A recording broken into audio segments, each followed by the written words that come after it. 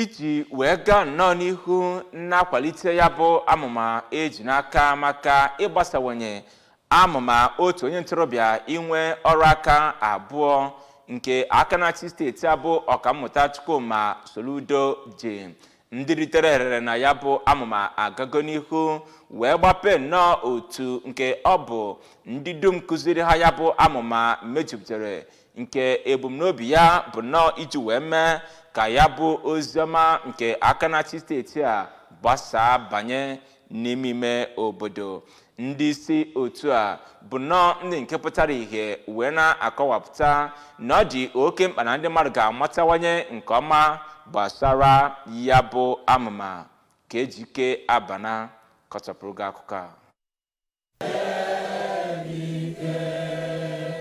N'okwu mmepe ya, onye kọmishọna na-ahụ maka ndị ntorobịa Maazị Patrick Agamba kwuru na ya bụ 1U2 Skills bụ amụma na-egosi na gọvanọ emeela ihe a ga-eji nyere ndị ntorobịa aka. Maazị Agamba kwuru na ya bụ amụma bụ nke wetagoro nnukwu mbawanye na steeti a, ebe ndị sonyere na ya na-emezi nke ọma na ngalaba azụmahịa ọbụla ha nọ n'ime ya. Ọ kọwara na ya bụ SYPSG ga-enyere aka iji weta ụsa wee rue ọnwa Maachị afọ 2026. Onye kọmishọna ahụ maka indọstrị Maazị Christian Udechukwu, onye isiokwu ya kọwara Harnessing Opportunity for Business Growth and Sustainability, gwara ndị ahụ sonye na ya bụ ọgbakọ ka ha gbaa mbọ hụ na ha were ihe ha nwere wee kpọrọ ihe. Onye special advisor nke gọvanọ n'ebe metụtara ndọrọndọrọ Dr. Alex Obiobolu, onye anọchitere anya site n'aka onye senior special assistant nyegara gọvanọ n'ebe o metụtara ya bụ nchịkọba ndọrọndọrọ Maazị Obi Ajụlunwoye, kwukwara okwu n'ebe o metụtara politics nakwa governance. Na mbụ, dịka ọ na-akọwa ihe wubere ya bụ